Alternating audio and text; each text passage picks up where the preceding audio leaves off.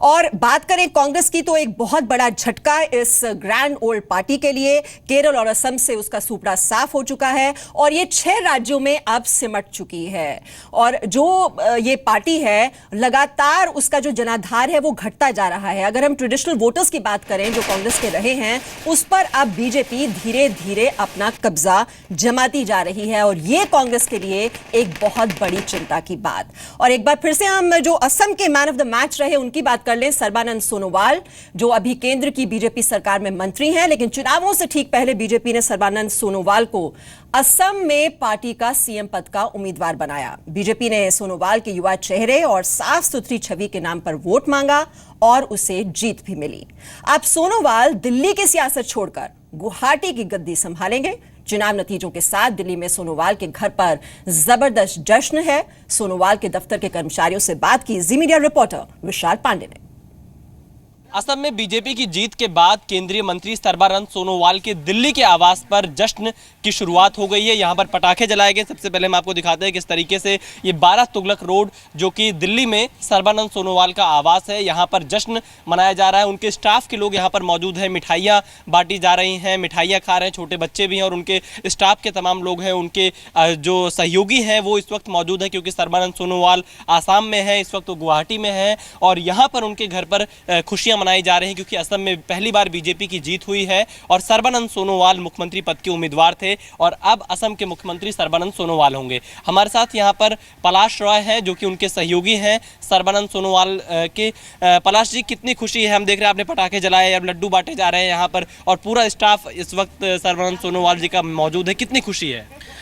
देखिए, ऐसा है, पहली बार बीजेपी असम में सरकार बनाने जा रही है और ख़ास करके हमारे मंत्री जी जो है मुख्यमंत्री पद के दावेदार है और वो खुद भी जीत गए हैं। अभी अभी मुझे खबर मिली है वहाँ से, तो हम तो बहुत खुश हैं। हम उनके पर्सनल स्टाफ में से हैं, उनके सहयोगी हैं, हम हैं और उनके परिवार वाले बहुत खुश हैं हम लोग। एंड बहुत अच्छा महसूस हो रहा है, अच्छा फील हो रहा है और मोदी जी के नेतृत्व में हम लोग अच्छा काम करेंगे, यही उम्मीद रखते हैं। जश्न और बड़े स्तर पे मनाया जाएगा। अभी क्या तैयारियां हैं? कुछ बातचीत हुई आपकी असम के होने वाले भावी मुख्यमंत्री से? हाँ, फ़ोन में 1-2 बार बात हुई है मेरे आज सुबह उनसे। तो अभी फ़िलहाल तो ऐसा कुछ हमने अभी डिसाइड नहीं किया है, तो करेंगे जश्न करेंगे। अभी जश्न की शुरुआत छोटे स्तर पे की गई है 12 तुगलक रोड पे। अभी यहाँ पर देखिए और स्टाफ के जो परिवार, छोटे बच्चे। बेटा, आपका क्या नाम है? अनुष्का। अनुष्का, क्या बन गए सर्बानंद सोनोवाल जी, आप जानते हैं? मुख्यमंत्री असम के मुख्यमंत्री होंगे। हाँ। क्या कहना चाहेंगे आप लोग? उनको बहुत बहुत शुभकामनाएं। उनको बहुत बहुत शुभकामनाएं। आप? वो हमेशा ऐसे ही जीतते रहें। आपको उम्मीद थी कि ये मुख्यमंत्री बन जाएंगे और किस तरीके का व्यवहार रहता है आप लोगों से? बातचीत करते होंगे आप लोग, इनके साथ यहाँ पर काम करते हैं। क्या सर्बानंद सोनोवाल जी कैसे व्यक्ति हैं? अच्छे, बहुत अच्छे व्यक्ति हैं। हाँ। और हमें उम्मीद थी कि वो जीतेगा ही। जी। तो देखिए यहाँ पर किस तरीके से पूरा ये स्टाफ का परिवार है 12 तुगलक रोड पर। सर्बानंद सोनोवाल क्योंकि केंद्रीय मंत्री हैं भारत सरकार में, तो यहाँ पर जो उनके यहाँ के लोग हैं वो खुशियाँ मना रहे हैं, पटाखे जला रहे हैं, मिठाइयाँ बांट रहे हैं और इसके साथ ही एक बड़े जश्न की तैयारी भी की जा रही है। कैमरामैन धीरेन्द्र के साथ विशाल पांडे, जी मीडिया, दिल्ली। तो चेहरों पर ये जो मुस्कुराहट है ये लाजमी भी है, क्योंकि पहली बार कमल खिला है असम में और बीजेपी ने पहली बार ये नॉर्थ ईस्ट में इतनी धमाकेदार एंट्री की है। 2/3 बहुमत के साथ बीजेपी गठबंधन असम की सत्ता पर काबिज होने जा रहा है। ऐसे में पार्टी नेताओं की खुशी भी लाजमी है। बीजेपी नेता और केंद्रीय मंत्री रविशंकर प्रसाद ने जीत का श्रेय पार्टी के कार्यकर्ताओं और मोदी सरकार की नीतियों को दिया है।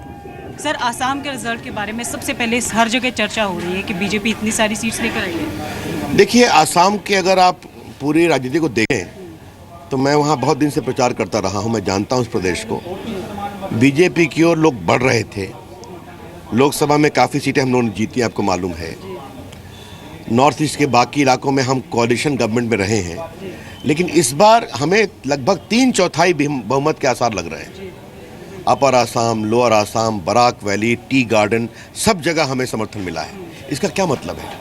इसका मतलब ये है कि वहाँ के लोग बीजेपी को एक सार्थक विकल्प, गुड गवर्नेंस के रूप में देख रहे हैं। और केंद्र सरकार का जो काम हुआ है और जो मोदी जी की अपील है कि नॉर्थ ईस्ट को हमें आगे बढ़ाना है, उसका इम्पैक्ट है। नॉर्थ ईस्ट को अब आप कैसे देख रहे हैं 2019 के इलेक्शंस में?